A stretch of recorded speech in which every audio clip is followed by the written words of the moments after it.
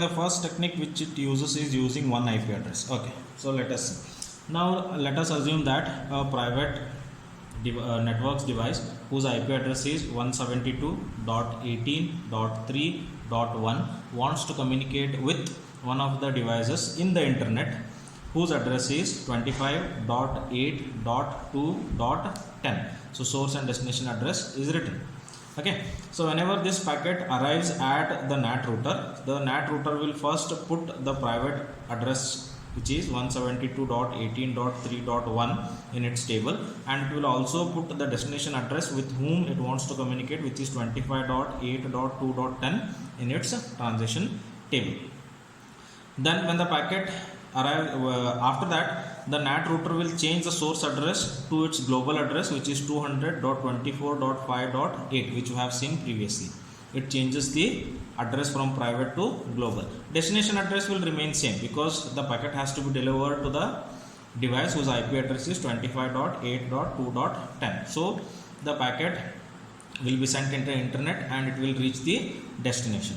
And whenever the destination replies back, then the source address will be now 25.8.2.10 because now destination has a response. So now it will be the source.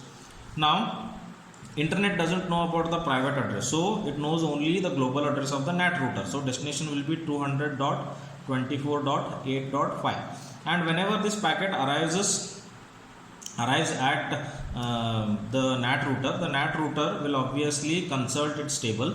Then it will check the universal address from where the packet has arrived, which is 25.8.2.10. then it will check the private address, which is 172.18.3.1. then it will understand that already this private IP address has communicated with the universal device IP address, so response has come back, so it has to deliver it back to the same device. Okay, so it will change the destination address from 200.24.8.5 to 172.18.3.1, and it will deliver the packet to the one of the devices which are connected in the private network. So only one limitation is that it always the private network has to initiate the communication.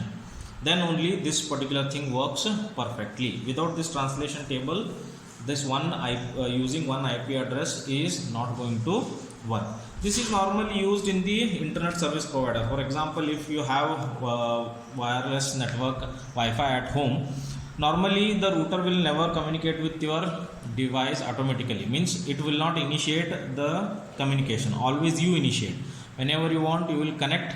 Whenever you want to check the mail, you connect to the wireless network, and that wireless router will communicate with the internet, and whenever response comes back, it will use the translation table and it will give back the required data in your mailbox, and you can check your mailbox. So it is normally used in the household or organization which initiate the communication with the internet first. Now the next technique is using a pool of addresses. Instead of using only one addresses, we use pool of addresses. So as we have understood in the previous case, NAT does have only one global address in the previous case. So instead of giving only one address to it, why we can't give more addresses? For example, now in the previous case we had given the global address to the NAT router as 200.24.8.5. Now what I am going to do, I am going to give some more addresses to it. 200.24.8.7, 200.24.8.8. So now 4 addresses are given to the NAT router. These are global addresses obviously. For example, one device in the private network can use this particular global address. So whenever things come back from the internet with this destination address, that can be easily routed to one of the private network devices. Second device in the private network can use this. So whenever response comes back as the destination address this, it can be routed to that device. Third can use this. Fourth can use this. Again, there is a limitation that only 4 devices can communicate simultaneously. Not all the devices can communicate simultaneously with the internet. So that is the second technique, which is using a pool of address. Now the third technique is using both IP address as well as the port number. So this is many to many, or one to, or many to one, because you can do many to many or one to many communication also. So here obviously the translation table will have more information. For example, now private addresses are listed in the first column, which are 172.18.3.1, 3.2 mini. So each device will have its own private port, which is 400, 1400, 1401, 1402, etc. Now I have taken two examples. Two private network stations or host wants to communicate with the same external address, which is device which is having the address as 25.8.3.2.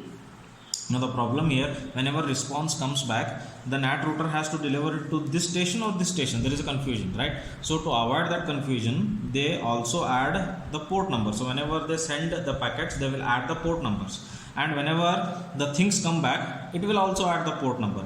So if it the first device whose address is 172.18.3.1 wants to communicate with the 25.8.3.2 IP address device, it will add its port address as 1400, and external port is 80. External port will never change, only the private station will have the different private port numbers. So whenever the response comes back from the external address whose external port number is 80, and it wants to communicate with the private station whose private network station whose port number is 1400, then it is very easy to recognize, because 1400 is the port number for the first device.